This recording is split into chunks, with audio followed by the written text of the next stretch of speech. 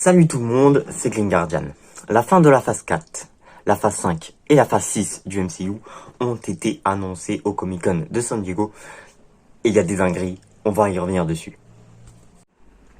Commençons par la fin de la phase 4 qui est déjà quasiment terminée, puisqu'après Thor Love and Thunder, on n'aura plus qu'un film, Black Panther 2, dans lequel une bande-annonce est déjà sortie. Et il y aura Namor et Ironheart dans le film. Je pense que ça sera plutôt cool à voir ce qu'ils vont faire avec Chadwick Boseman. Est-ce qu'ils vont le remplacer? Est-ce qu'ils vont faire comme s'il était mort? Je ne sais pas. Le mystère est entier. Mais bon, c'est clairement pas pour moi l'annonce la plus intéressante. Pour moi, c'est clairement plus tard dans les phases 5 et 6.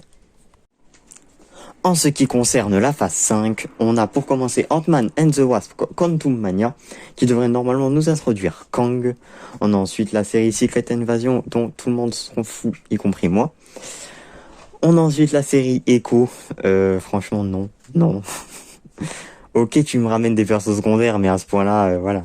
Donc, c'est encore plus secondaire que Shang-Chi. Par contre, un film qui est vraiment très intéressant, Les Gardiens de la Galaxie 3, qui a été annoncé comme le dernier. Est-ce qu'on les reverra plus tard, les Gardiens? Je ne sais pas. Ils ont toujours été un peu à part, mais ouais, surprenant que ça soit le dernier. Bon, je pense qu'on verra du coup Adam Warlock, donc plutôt cool, je suis plutôt hypé pour ça, pour le coup. Après, on a Loki saison 2, la saison 1 a bien marché, donc normal qu'il y ait une saison 2, c'est une des séries les plus intéressantes. On a ensuite The Marvels, qui mine de rien me hype. Le trio, Miss Marvel, Captain Marvel, Monica Rambeau. Les trois Captain Marvel, Miss Marvel / Miss Marvel, enfin bref, tout. Enfin, en fait, le trio, c'est un trio qui est officiel, mais pas trop, donc ouais. Ça me hype, en vrai, ça me hype. Après, on a Blade. Bon. Est-ce qu'ils vont faire mieux que les premiers films? Je ne sais pas. Un nouveau Blade. Pourquoi pas?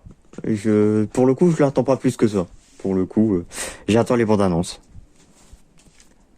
On enchaîne avec Ironheart, qui pour le coup me hype énormément. Le personnage sera déjà introduit dans Black Panther 2, donc je suppose qu'Ironheart c'est la suite de Black Panther 2 du coup. Et donc, plutôt cool. Enfin, la suite pour le personnage, hein. Pas forcément la suite directe, vous avez compris. Mais ça, ouais, autant je suis pas trop fan d'Iron Man, même si j'aime bien la version, ce qu'ils en ont fait dans les films. Et dans les comics, Iron Man, voilà quoi. Ironheart, c'est plutôt l'inverse. Et j'aime beaucoup Ironheart, on verra. C'est un peu la successeuse d'Iron Man. Ça, à voir ce qu'ils vont en faire dans le MCU, j'ai très peur. J'ai très peur quand même, parce que ça peut être bien comme ça peut être très nul. Donc à voir.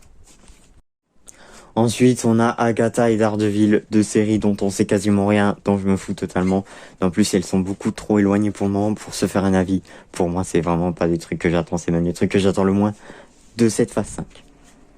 Et on termine cette phase 5 par un film Captain America. Et du coup, ça sera donc Le Faucon, le nouveau Captain America. Et c'est intelligent de terminer par un film Captain America, parce que dans la phase 6, il y a 2 films Avengers. Donc tu nous fais un film Captain America pour enchaîner avec le film Avengers, sachant que Captain America, c'est un petit peu le leader des Avengers, donc logique quelque part. Et ça me permettrait de voir donc un peu plus Sam Wilson dans le costume de Cap. Je dis pas non. À voir ce qu'ils vont faire, mais pour moi c'est clairement un des films les plus intéressants de cette phase 5. On a enfin la phase 6, composée dans un premier temps des 4 Fantastiques.